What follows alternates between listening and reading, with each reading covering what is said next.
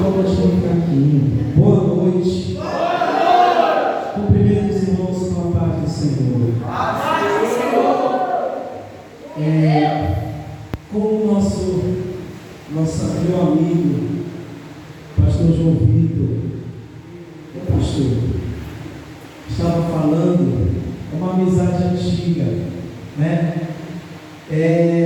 Uma das, praticamente, a primeira pessoa da Madureira com que eu tive uma afinidade, com que eu criei uma afinidade, né? Eu me congregava em outro ministério, era eu descendo a rua, descendo a Avenida João Berto e ele subindo. Aí eu olhei para ele, ele olhou para mim, a gente só se acenava. Foi desse aceno que se construiu uma amizade que permanece até a eternidade. E Deus me concedeu uma alegria maior, congregar junto com Ele no mesmo ministério. E me trouxe uma outra alegria maior, pela primeira vez visitar a congregação Betel e nela ministrar. Então é um prazer imenso compartilhar do mesmo altar, do mesmo culto com este abnegado servo do Senhor. Meus irmãos, estou muito feliz, muito grato a Deus. Vou falar algo que eu não disse ontem na cruzada, mas eu vou dizer essa noite. Ontem eu estava em casa descansando, numa rede preguiçosa para deitar, e eu estava agradecendo a Deus por Deus ter me trazido para a Madureira. Eu estou muito feliz e confesso aos irmãos, apesar do meu pouco tempo na Madureira, embora eu nasci no Evangelho, cresci no Evangelho, fui criado no Evangelho, permaneço no Evangelho, quero morrer no Evangelho, apesar de eu ser novo, tenho apenas 23 anos, 2 anos como pastor, né? 2 anos casado, mas eu confesso para os irmãos que eu estou vivendo até então a melhor fase da minha vida, a melhor fase da minha vida ministerial, a melhor fase do relacionamento, a minha melhor fase em todos os aspectos. Estou muito feliz pela vida que eu estou vivendo, estou muito feliz pelas amizades que eu tenho construído na Assembleia de Deus Madureira. No fundo, eu sempre fui um assembleano nato. Eu só fui me descobrir lá na frente. Meus irmãos, eu quero compartilhar com vocês o que está escrito na carta de Paulo aos Efésios, no capítulo 5, versículo 6 ao versículo 17. Pastor, e se o Senhor falar a mesma coisa que ontem? Se eu falar é porque Deus está reforçando a mensagem, alguém está precisando ouvir, ou a pessoa ouviu ontem e não se atentou e Deus está mandando reforçar, ou essa mensagem é para quem não veio ontem. Mas Deus, Ele sempre está falando coisas novas, coisas diferentes, porque Ele conhece o estado do meu e do teu coração, então Ele entende perfeitamente o que nós precisamos ouvir nessa noite, Ele entende o que nós necessitamos receber nesta noite, amém? Eu tenho certeza que se você estiver atento, Deus vai falar com você. Ninguém vos engane, versículo 6, Efésios 5, a partir do versículo 6. Ninguém vos engane com palavras vãs, porque por essas coisas vem a ira de Deus sobre os filhos da desobediência. Portanto, não sejais seus companheiros, porque noutro tempo eres trevas, mas agora sois luz do Senhor. Andai como filhos da luz. Porque o fruto do Espírito está em toda bondade e justiça e verdade, aprovando que é agradável ao Senhor. E não comuniqueis com as obras infrutuosas das trevas, mas antes condenai-as, porque o que eles fazem em oculto, até dizer-o é torpe. Mas todas essas coisas se manifestam, sendo condenadas pela luz, porque a luz tudo manifesta. Pelo que diz: desperta, ó tu que dormes, e levanta-te dentre os mortos, e Cristo te esclarecerá. Portanto, vede prudentemente como andais, não como necios, mas como sábios, remindo o tempo, porque os dias são maus.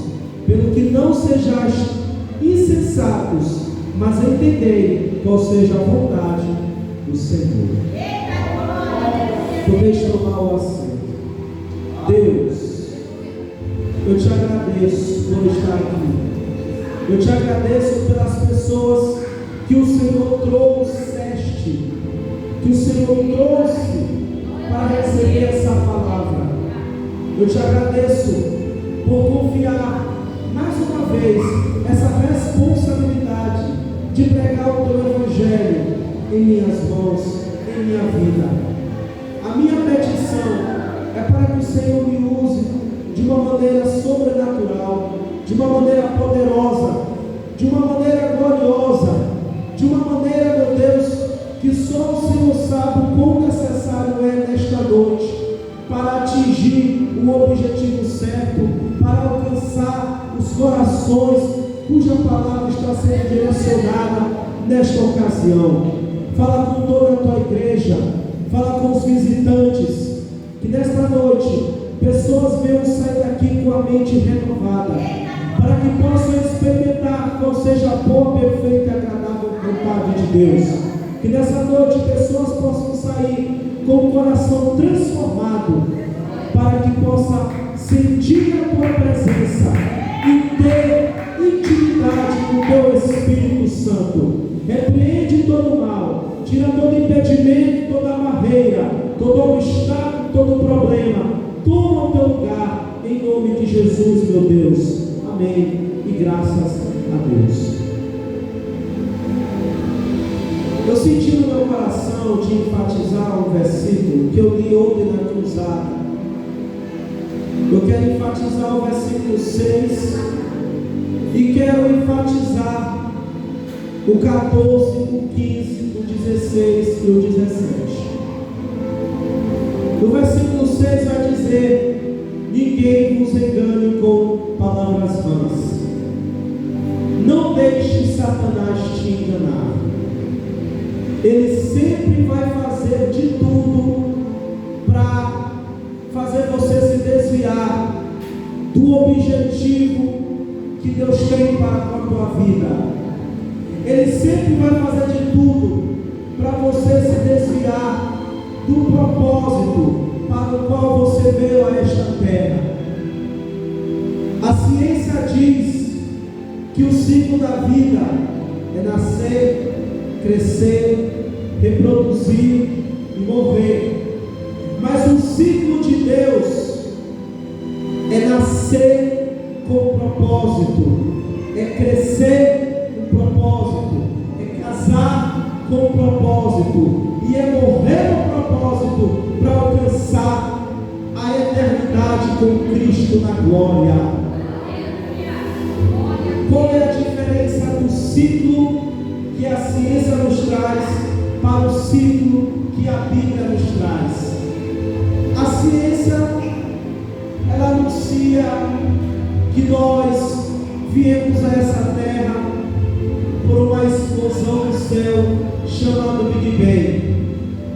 Eu acredito que possa ser que tenha havido essa explosão, mas quando ela ocorreu, foi o próprio Deus já construindo este mundo.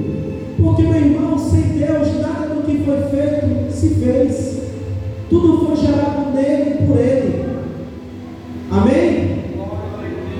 Sem Deus, amados, nada podemos fazer. Sem Deus essa obra não existia. Sem Deus esse esse pastor não estava aqui, assentado neste altar, alimentando vocês com a palavra. Sem Deus, eu e você não estaremos aqui celebrando este culto. Nós precisamos entender que nós dependemos somente dEle. Então esse mundo foi criado por Ele.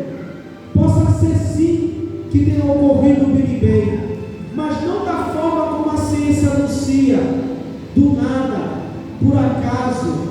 Não existem acasos, existem propósitos. Você e eu fomos criados para glorificar o Senhor. Você e eu fomos criados para a glória de Deus. Você e eu fomos criados com um propósito. A Bíblia nos diz, lá em Jeremias 1, parece que é o versículo 5, que diz: desde o ventre da mãe eu te escolhi, te santifiquei, e as nações te dei por profeta.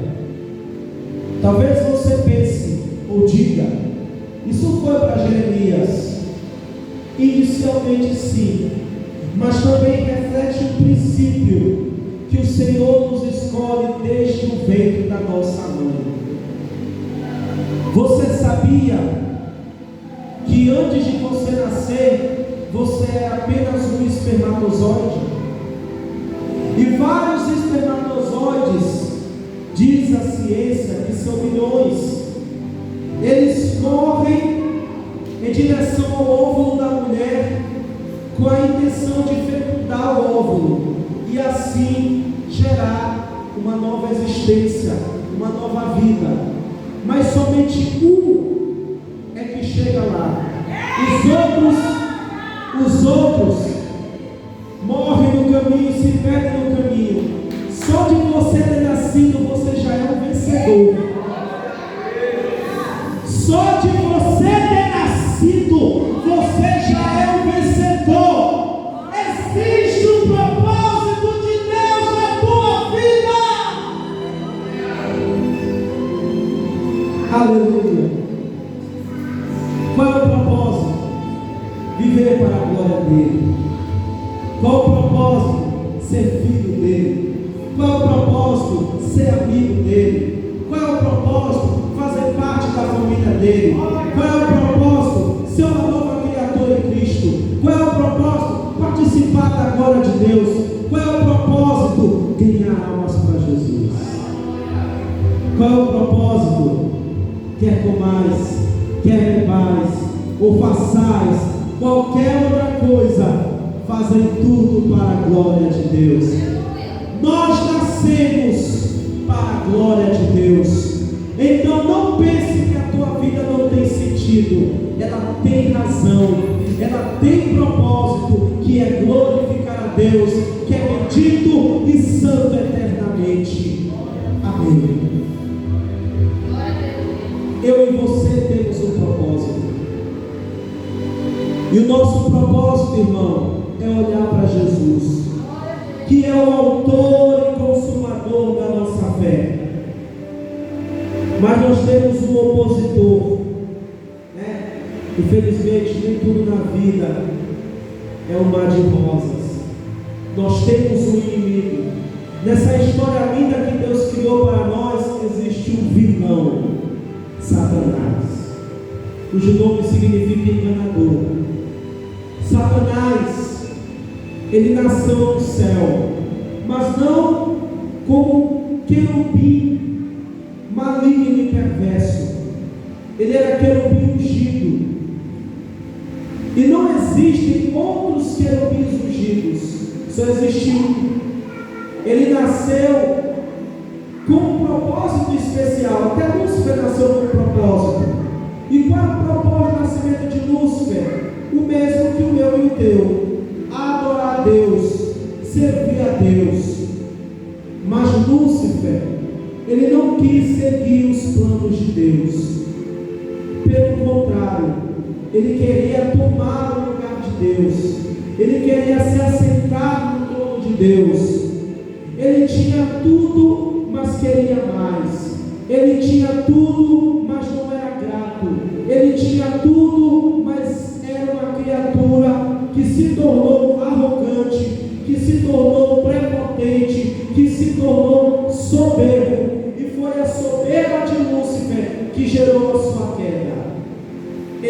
queria mais. Nós temos que tomar muito cuidado para não seguir o caminho dele.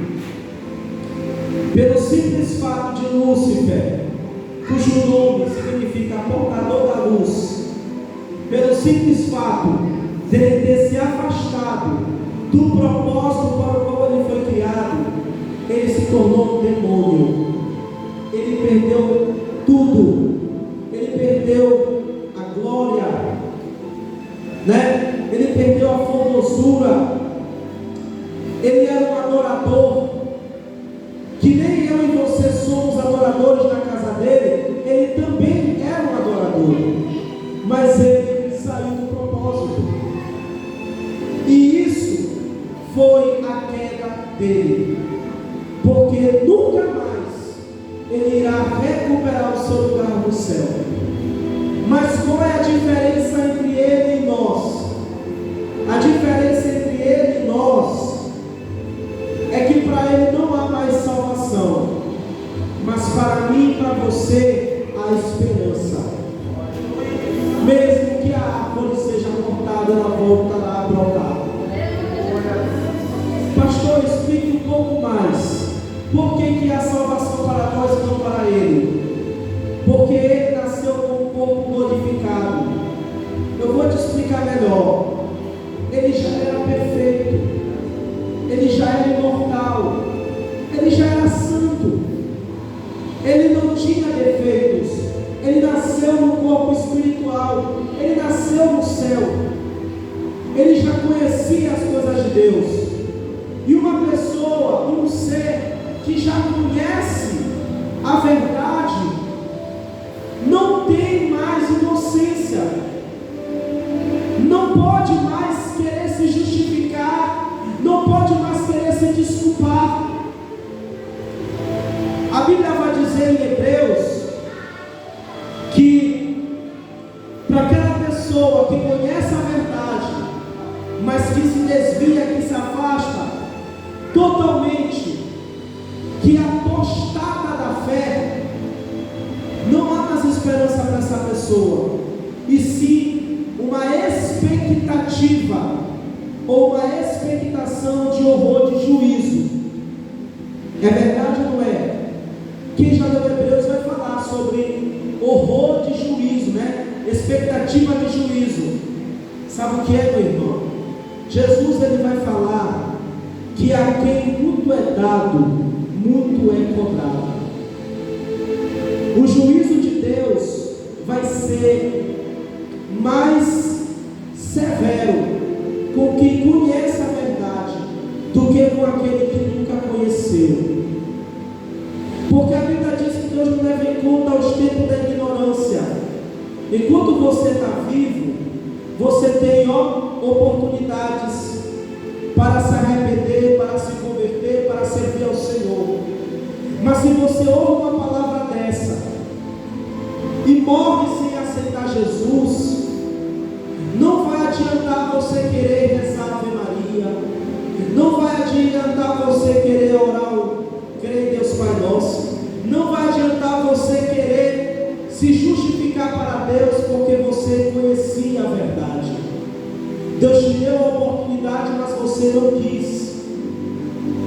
Quando a pessoa ela sabe separar o bem e o mal, o certo e o errado, ela não tem mais inocência para Deus. Inocente para Deus é uma criança que nasce, porque está em pleno desenvolvimento, não tem aquele discernimento. Inocente para Deus é aquela pessoa que já nasce com um distúrbio psicológico, que age, sabe, mas sem consciência de nada. Para essas pessoas, Deus não atribui culpa, porque Deus sabe como essa pessoa nasceu. Agora, para quem já veio ao mundo e já tem conhecimento, e já tem consciência, para Deus não há salvação, não há inocência. Não tem como a pessoa querer se justificar. Adão e Eva, quando pecaram no jardim do Éden, eles não pecaram sem saber que estavam pecando. Eles viviam inocência no sentido de não havia pecado, tudo era perfeito, mas eles perderam a inocência quando eles escolheram desobedecer a Deus. A primeira pessoa que se deixou ser enganada por palavras vãs na terra foi Adão e Eva. No céu foram a terça parte dos anjos que seguiram a Satanás. Lá no céu, Lúcifer tinha tudo, e na sua pretensão de tomar o trono de Deus, ele convenceu a terça parte dos anjos com palavras vãs. Com certeza ele fez promessas que ele jamais poderia cumprir, falsas promessas, falsa salvação. E os anjos que seguiram a Lúcifer caíram junto com ele. Toda pessoa que acredita na mentira do diabo vai ter o mesmo fim que ele. Os anjos que eram de luz se tornaram demônios, e agora não são mais de luz, são de trevas. O lugar deles era no alto, agora é no inferno. A quem você vai dar ouvidos essa noite? Para a voz do Espírito Santo, que sempre falou pela sua palavra, que sempre está usando os meios para falar com você, através de servos que ele usa? Ou você vai dar ouvido para aquele camarada lá no mundo, que não quer saber de Jesus, e que está sempre te convidando para beber uma cerveja, que está sempre te convidando para fumar um baseado? Irmão, você vai escolher essa noite a quem você vai dar ouvido. Você vai escolher essa noite para quem você vai dar a sua vida. Você sabe o que é que Josué vai falar? Antes de Josué entrar na terra prometida com o povo de Israel, ele fez o desafio. Qual é o desafio dele? Vamos ler lá em Josué. Acredito que é o 24:15. Aleluia.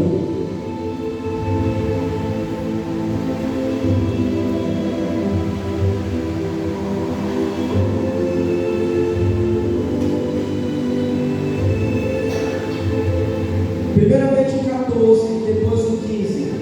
Qual foi o desafio que Josué fez? Eu vou começar a ler, tá, meus irmãos? Quem quiser ouvir, pode ouvir. Quem quiser pesquisar, pesquise. Mas ouça com atenção. Qual foi o desafio que Josué fez para o povo de Israel? Agora, pois, temei ao Senhor e servi-o com sinceridade e com verdade, e deitai fora os deuses aos quais serviram vossos pais, além do rio e no Egito, e servi ao Senhor. Agora ele vai desafiar. Porém, se vos parece mal aos vossos olhos servir ao Senhor, escolhei. Ele começou o desafio. Ele está dizendo: escolha agora, toma a tua decisão agora. Escolhei hoje a quem se faz. Se os deuses a quem serviram nossos pais, que estavam além do rio, ou os deuses dos amorreus, em cuja terra habitais. Porém, eu e a minha casa serviremos ao Senhor. Aqui Deus usou a boca de Josué para desafiar o povo a escolher escolher. Qual é a escolha? A quem você vai servir? Para quem você vai prestar o seu culto racional? Para quem você vai prestar a sua adoração? Para quem você vai dedicar a sua vida? Para os deuses que serviam os nossos pais? Para os deuses que o povo da terra onde você habita serve?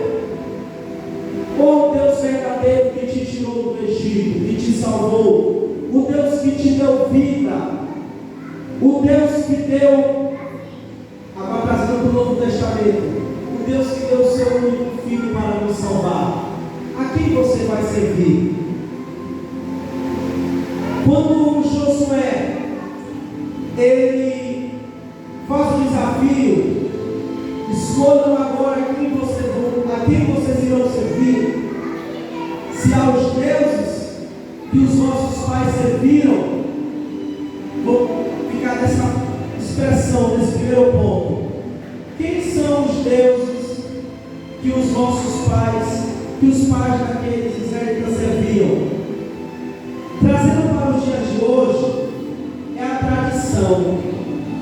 Tem muita gente que vive de tradição, porque meu pai, ele era da religião tal, servia fulano de tal, então eu vou servir também. Eu nasci nessa crença e vou morrer nessa crença. Deus está te desafiando nessa noite. Tu vai permanecer numa tradição, ou tu vai abrir o teu coração para Jesus? Jesus, ele disse: eu sou o caminho, a verdade e a vida. Ninguém vem ao Pai senão por mim. Desculpa te dizer, o caminho não é Maria, o caminho não é Pedro, não é Tiago, não é João, não é Bartolomeu, não é São Francisco, nem eu que vos falo. Eu não sou o caminho. O caminho é Jesus. O caminho, o artigo definido. Jesus está definido. Só tem um caminho. Está no singular, não está no plural.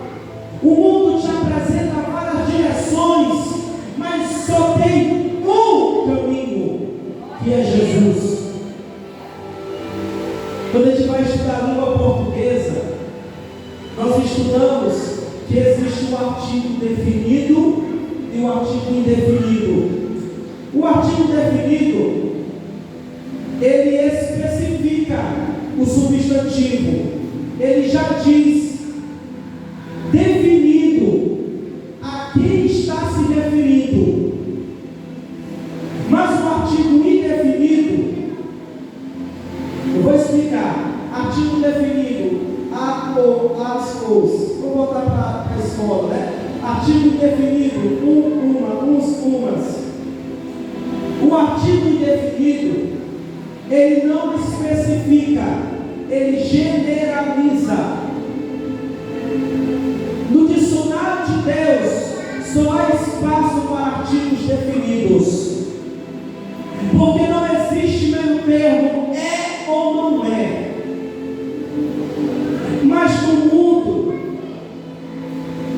nós temos um artigo indefinido. Ou seja, no mundo não existe verdade absoluta. No mundo tudo é relativo. No mundo você pode fazer o que bem entender. No mundo você pode acreditar em quem você quiser acreditar. No mundo todos os caminhos levam a Deus. Mas pela Bíblia só existe um caminho que leva a Deus: Jesus. E Jesus provou isso através de sua morte na cruz. Quando ele derramou seu sangue naquele madeiro, a Bíblia nos diz que a terra estremeceu. A Bíblia nos diz que os sepulcros se abriram e até mortos ressuscitaram. O maior sinal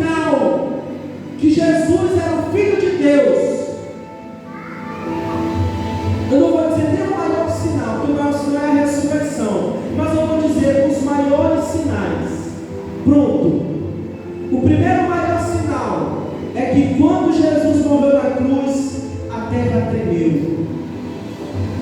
Que até o soldado que estava diante dele, eu vou finalizar a mensagem, já estamos no horário. Amados irmãos, quando Jesus morreu na cruz, a terra tremeu, que o sol escureceu. Era 3 horas da tarde, quando ele deu. Primeiro ele falou: Pai, em tuas mãos eu entrego meu espírito. Aí deu seu último suspiro e faleceu. Quando ele fez isso, a terra tremeu e o sol escureceu. E o soldado que estava diante de Jesus, um deles, com certeza, afirmou: verdadeiramente, este é o Filho de Deus. Então, quando Jesus morreu, houve um tremor de terra e o sol escureceu. Sepulcros se abriram, mortos voltaram à vida. Está escrito que houve ressurreições com a morte de Jesus.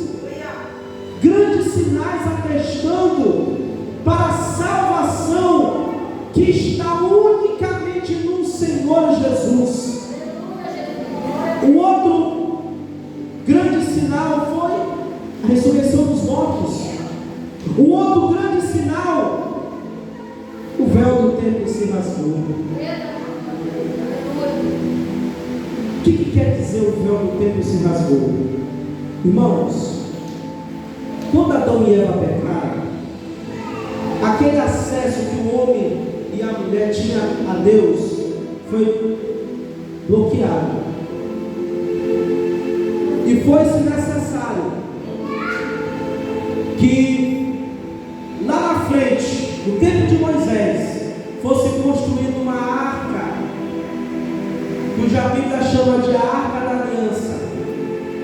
Nessa arca nós tínhamos as tábuas dos 10 mandamentos, a vara de Arão e o maná, o pouco do maná que caiu do céu.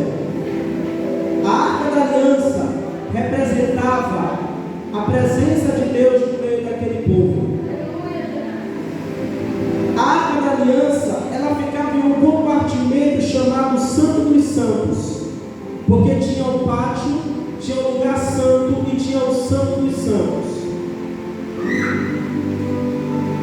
Somente o sumo sacerdote da descendência de Arão podia acessar o Santo dos Santos, aonde estava a presença de Deus, através da Arca da Aliança.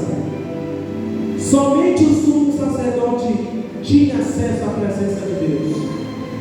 Era ele que representava a Deus diante do povo e que representava o povo diante de Deus. Então o acesso a Deus era restrito. E havia um véu que separava o Santo dos Santos do lugar santo. A Arca da Aliança ficava atrás daquele véu. E quando Jesus morreu na cruz, o véu se rasgou, indicando que o caminho para Deus está aberto para todos novamente. Foi Jesus que abriu o caminho para Deus. É por isso que Jesus disse: eu sou o caminho, a verdade e a vida, e ninguém vem ao Pai a não ser por mim. Foi Ele, através da sua morte na cruz, que abriu o caminho a Deus. É por isso que eu te digo, é mentira quando dizem para você que todos os caminhos levam a Deus. Só há um caminho: Jesus. E nessa noite, o Senhor, Ele te faz um convite. Se te parece mal servir ao Senhor, escolha agora. Você vai seguir as tradições dos teus pais? Você vai seguir a religião dos teus pais? Ou você vai seguir Jesus? Porque Jesus não é uma religião, Jesus é uma pessoa. E como pessoa, Ele quer se relacionar com você. Como pessoa, Ele quer entrar na tua vida e mudar a tua história. Como pessoa, Ele quer salvar a tua família. Mas é você quem precisa dar o primeiro passo. Jesus diz: eis que estou à porta e bato. Se alguém ouvir a minha voz, abrir a porta, eu entrarei. E com Ele cearei e Ele comigo. Com estas palavras eu quero te convidar a ficar de pé. Quando Jesus disse isso, Ele falou para uma igreja chamada Laodiceia, porque era uma igreja que tinha a aparência de viva, mas estava morta. Era uma igreja que tinha ouro, que tinha prata, que tinha tudo, mas não tinha a presença de Deus. Você pode ter tudo, mas se você não tiver a presença de Deus, o teu tudo é nada. Se você não tiver a presença de Deus, não adianta. Você pode correr de um lado para o outro, mas não vai ter a paz de espírito, porque a verdadeira paz só está em Jesus. Você pode correr de um lado para o outro, mas não vai encontrar a solução, porque a solução é Cristo. Você pode correr de um lado para o outro, procurando a esperança, mas só existe esperança em Jesus. Quem é a primeira pessoa que quer dar esse passo para Jesus? Levante a sua mão. Você que sentiu no seu coração o desejo de se reconciliar com Deus, de fazer uma nova aliança, o Senhor está te chamando nessa noite. Você entendeu o Evangelho? Essa é a palavra, essa é a verdade, esse é o caminho, essa é a verdadeira luz, é Jesus. Jesus está te chamando, porque Ele está voltando. Não vai dar mais tempo, não dê tempo ao tempo. Se você der tempo ao tempo, o tempo vai passar, e quando você for tentar acordar, será tarde demais. O Senhor te diz essa noite: desperta o que dormes, e Cristo te esclarecerá. Acorda, Jesus está voltando. Acorda, este é o caminho. Acorda, Jesus é a luz do mundo. Quem segue a Ele não andará em trevas, mas terá a luz da vida. Você prefere dar ouvidos para Satanás, que quer te enganar, fazendo você pensar que a tua vida está melhor do jeito como ela se encontra, quando o Senhor está te dizendo: ei, esse é o dia da salvação. No dia da angústia, no dia da aflição, eu te socorri. Mas hoje é o dia da salvação. O dia é hoje.